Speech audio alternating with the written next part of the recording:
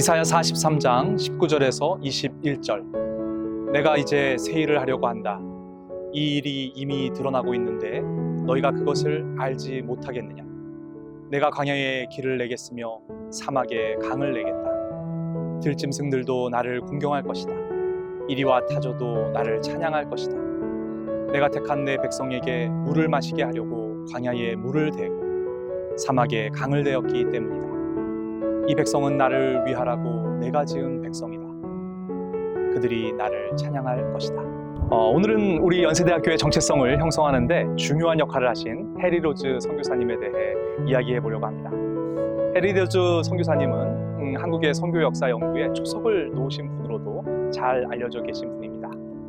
당시 미국 북장로교 선교본부 파송 이사이시면서 동시에 학교의 학감, 종교부 주임, 그리고 교목의 직무까지 동시에 여러 가지 일을 맡아서 학생들의 신앙 지도에 힘쓰셨던 분이었습니다.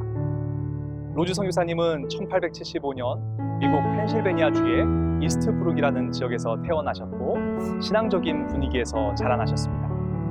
젊은 시절부터 YMCA 운동과 SVM이라고 하는 학생 선교 자원 운동의 영향도 많이 받으셨습니다. 펜실베니아주의 그로브시티 대학을 졸업하시고 프린스턴 대학교 대학원과 프린스턴 신학교에서 신학을 공부하신 후에 펜실베니아주의 크로스크릭 장로교회에서 목회를 시작하셨습니다. 이때 언더우드 선교사님은 안식년으로 미국을 방문 중이셨고 한국에서 활동할 선교사님들을 모집 중에 계셨습니다. 바로 이 과정에서 두 분의 운명적인 만남이 이루어졌습니다. 로즈 선교사님은 사모님과 함께 선교사로 한국행을 결심하게 되신 것입니다.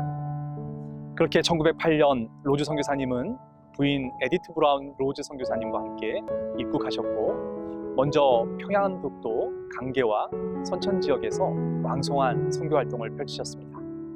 당시 뗏목을 타고 압록강 유역을 순회하셨던 것으로도 유명하신데요. 5년 후인 1913년에는 만주에서 이주 학님들을 대상으로 선교 활동에 전념하셨습니다. 그러던 중 로즈 선교사님의 사역에 큰 변화가 생겼습니다. 1918년에 미국 선교부는 로즈 선교사님을 연희전문학교 교수로 임명하는 결정을 내린 것입니다. 연희전문학교의 탄생에는 참 많은 우여곡절이 있었습니다.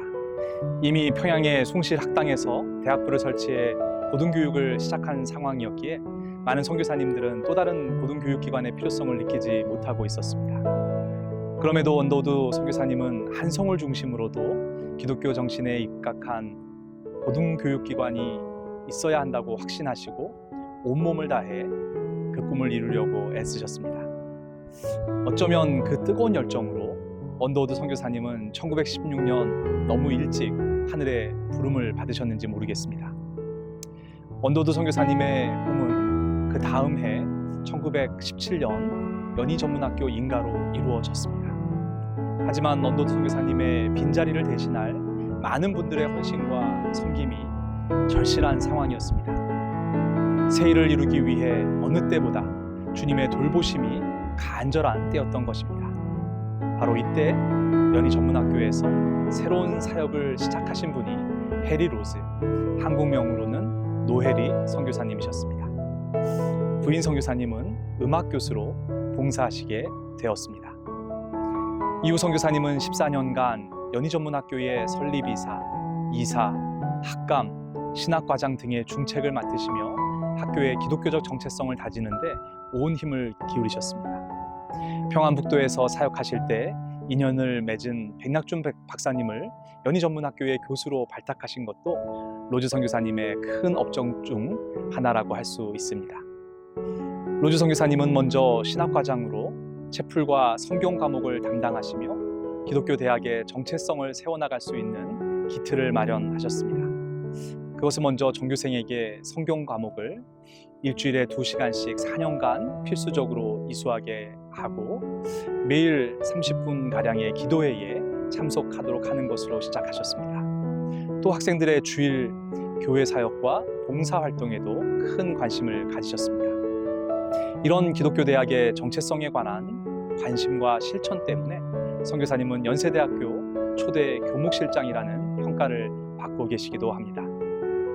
선교사님은 미 북장로교회의 한국 선교회 실행위원으로 일제의 신사참배 강요에 항의하기도 하시며 학교를 지키기 위해 부단히 애쓰셨지만 결국 1933년에 학교를 떠나시게 되었습니다.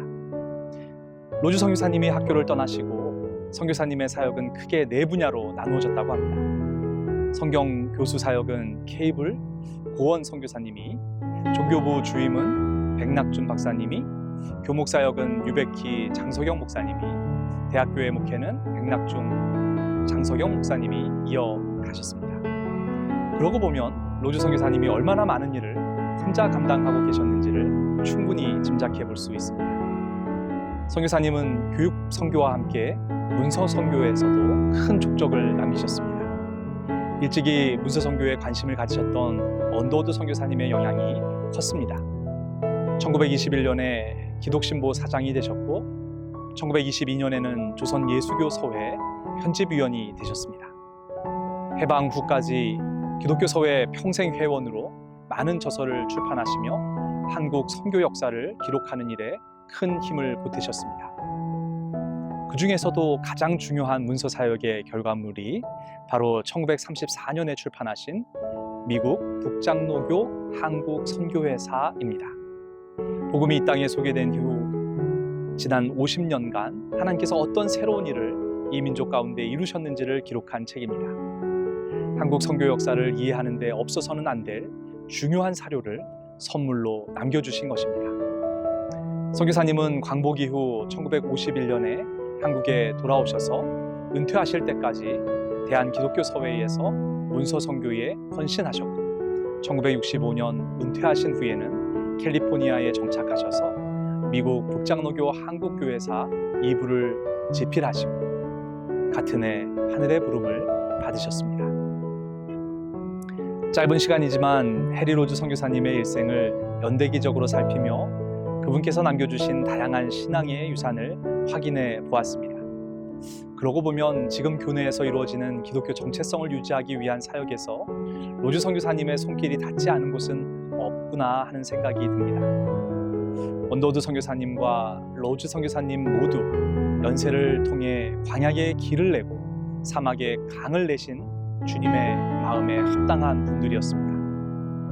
주님께서 일제 강점기에 연희 전문학교에서도 새 일을 이루실 수 있었던 것은 로즈 선교사님과 같은 분들이 있었기 때문일 것입니다. 저는 지금 송도 국제캠퍼스에 나와 있습니다. 새 일을 이루시려는 주님의 계획은 지금도 유효하고 주님의 계획에 쓰일받을 사람들은 지금도 필요합니다. 주님의 새 일을 이루기 위해 로즈 선교사님이 언더우드 선교사님의 꿈을 이어갔듯이 우리도 로즈 선교사님의 꿈을 이어갈 수 있기를 간절히 소망합니다. 기도드리겠습니다. 연세대학교를 통해 지난 136년 동안 새 일을 이루신 능력의 하나님, 저희 학교가 세상의 찬사에 귀먹지 않게 하시고 대학의 랭킹에 눈멀지 않게 하시며 더 낮은 곳과 더 어두운 곳을 찾아 주님의 새 일을 이루는 일에 계속 쓰임받게 하옵소서.